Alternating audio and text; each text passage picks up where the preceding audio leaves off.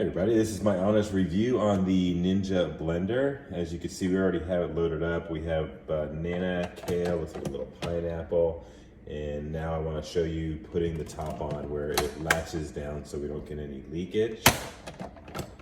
A very easy latch, push it down, boom, done. All right, we're going to start blending.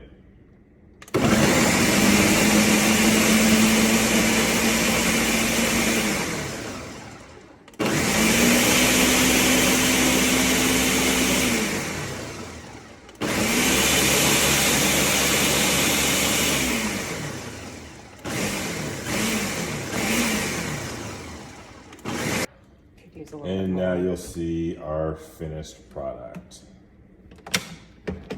Twist, pull off. Nice thick shake. Ninja blender, you've done it again. Thank you.